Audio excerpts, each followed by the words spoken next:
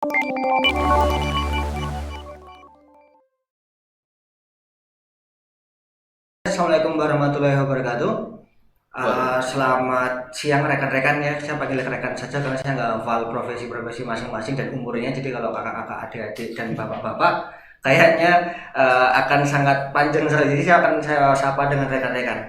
Nah, saya perkenalkan saya adalah Lutfi Nur Hidayat dari kebetulan kalau labnya spesifik saya di laboratorium struktur dan perkembangan hewan Fakultas Biologi, dan kebetulan di lab kami mengerjakan tentang pembuatan sediaan dan dan mengajar juga untuk mata kuliah yang mengajar tentang mikroteknik hewan.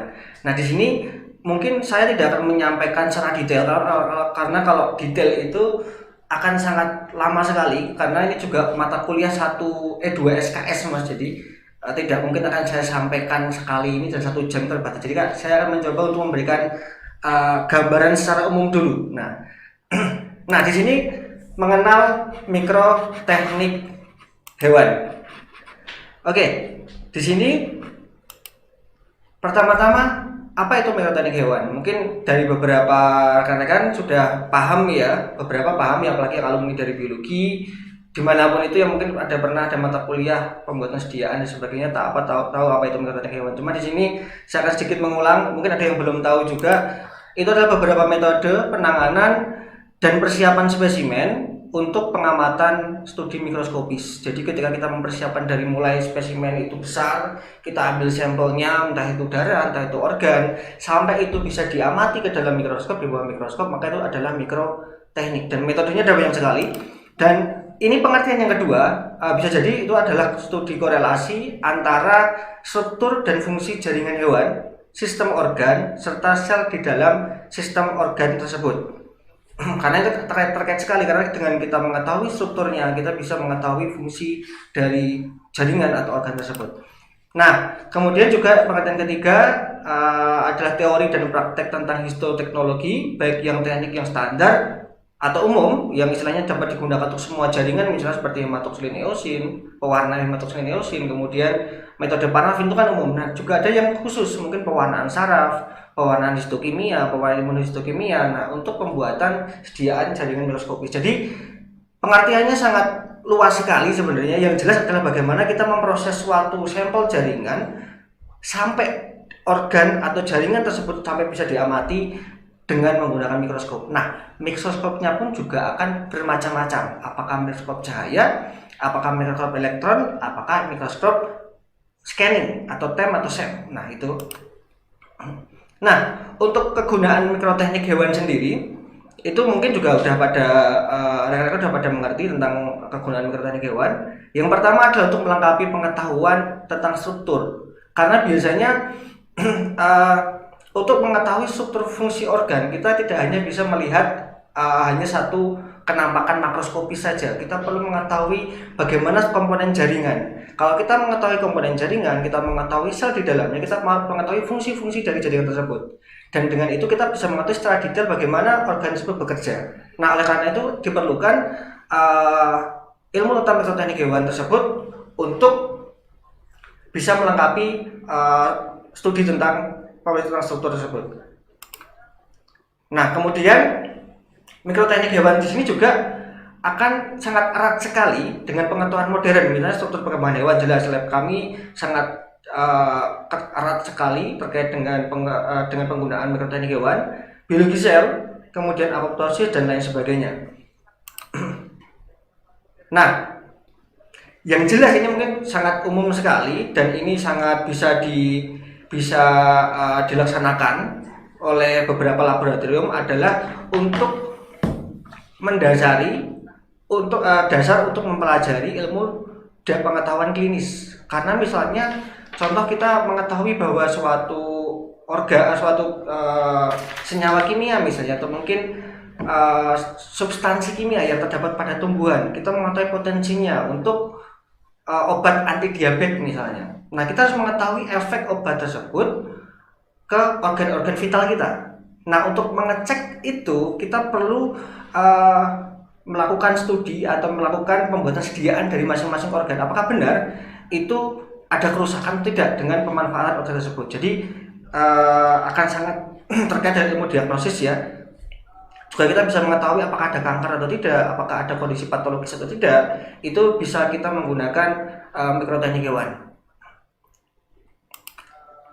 Nah ini gambar ya yang menggambarkan foto-foto yang menggambar simulasi dari mulai ikan, misalnya ikan mati. Nah ikan mati kan banyak itu sebabnya. Nah ikan mati kebanyakan itu karena ada gangguan atau kalau polusi itu akan menyerang insang. Nah di sini makanya kita akan ketika ada suatu kematian yang tidak wajar dari ikan, kita akan lihat insangnya secara makroskopis. Apakah itu segar? Apakah ada kondisi yang hitam dan sebagainya dan lain sebagainya. Kalau ternyata belum fix misalnya, belum yakin, kita ambil lagi preparatnya, kita buat preparat histologis dengan mikroteknik hewan. Kemudian akan dilihat struktur insang-insangnya seperti apa. Apakah ada sel yang mengalami nekrosis? Apakah ada sekresi dari lendir yang berlebihan? Apakah ada beberapa substansi berbahaya atau logam berat yang menempel pada insang? Nah ini akan dapat kita amati dengan mikroteknik hewan. Jadi selain pengamatan makroskopis, kita harus melengkapinya dengan mikroskopis untuk mendapatkan kesimpulan yang lebih akurat terkait dengan apa yang terjadi pada ikan yang pada tayangan. Nah ini juga tadi terkait juga tentang embrio ya. Di sini ada yang bagian yang sebelah kanan itu adalah embrio ayam. Itu kenampakan embrio ayam yang di dalam telur, tapi nggak biru juga, itu setelah diwarnai, karena kalau ayam tidak diwarnai seperti itu tidak akan kelihatan strukturnya. Kalau kita cuman dari telur kita buka terus kita lihat di mikroskop tidak akan kelihatan seperti ini, warna biru seperti ini. Kemudian juga yang sebelah atas itu ada laring dari katak. Waktu itu saya meneliti tentang struktur laring untuk mengetahui struktur laring kaitannya dengan vokalisasi. Jadi memang ternyata struktur laring itu berpengaruh, dan kartilagonya di sini itu ternyata sangat berdampak besar terhadap bagaimana katak tersebut memproduksi suara. Kemudian kalau yang di bawahnya ada ikan itu bukan ikan transparan. Kalau rekan-rekan dulu pernah melihat bahwa ada ikan transparan, itu sebenarnya adalah ikan yang dibuat dengan metode alizarin red Alcyon blue. Jadi transparan kelihatan tulangnya. Nah itu bukan ikan transparan, tapi itu memang ikan yang diwarnai itu mati biasanya. Itu. Nah sekarang kita sudah membahas tentang bagaimana fungsi dari mikroteknik hewan, kegunaannya. Nah sekarang kita mulai ke prosedur umum. Sebenarnya kalau saya boleh menjelaskan atau mungkin menyimpulkan sendiri ya, mungkin mau mensummarize apa yang saya alami selama ini, karena terus terang aja kenapa saya nggak boleh dibilang pakar ya, karena saya lebih ke pelaku mungkin ya, karena saya mencari uang dari mikroteknik hewan. Karena dulu ketika saya mahasiswa, kemudian ketika saya menunggu untuk bekerja, itu saya mendapatkan uang dari pembuatan sediaan di lab SPH ya. Jadinya saya lebih ke praktisi mungkin, atau mungkin yang pelakunya. Nah selama saya membuat preparat dari tahun 2009 sampai sekarang, itu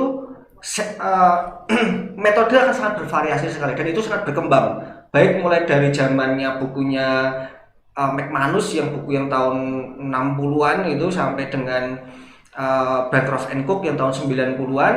Nah mulai yang sekarang pun ada perubahan, tapi kalau dilihat sebenarnya cuma ada 6 tahapan sebenarnya, atau mungkin 5, kita minus ke pengamatan mungkin, yaitu adalah pengambilan sampel atau biopsi. Nah itu bagaimana kita mengambil sampel, kemudian preparasi organ atau jaringan apabila diperlukan ya, kemudian tisu processing. Nah tisu processing ini juga kalau istilahnya ini yang kadang bervariasi di antara masing-masing metode ya. Kita mau pakai misalnya pakai mikroskop cahaya misalnya, maka kita menggunakan metode parafin, atau mungkin organnya besar perlu dipotong. Nah itu perlu tisu processing. Nah ini bisa hilang, bisa enggak, tergantung dari ukuran organ. Kemudian mikroskop yang digunakan itu bisa berbeda metodenya. Kemudian microsectioning, jelas dengan adanya tisu processing, maka ada microsectioning bagaimana kita memotong supaya nanti lebih mudah atau lebih tipis,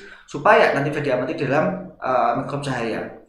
Kemudian setelah itu tisu staining. Nah kadang ada beberapa metode, misalnya hapus darah, itu langsung ke pengambilan sampel, preparasi, tidak melalui tisu processing, tidak melalui microsectioning, karena memang sudah berupa cairan. Tapi langsung ke tisu staining, kita langsung warnai dengan GIMSA, langsung ke pengamatan. Nah ini 6 ini prosedur umum saja menurut teknik, dan nanti untuk masing-masing tahapannya itu bisa berbeda tergantung jenis mikroskop yang digunakan, kemudian karakter organnya seperti apa, apakah organ itu besar atau kecil dan sebagainya, apakah cair atau tidak, dan tingkat kebutuhannya.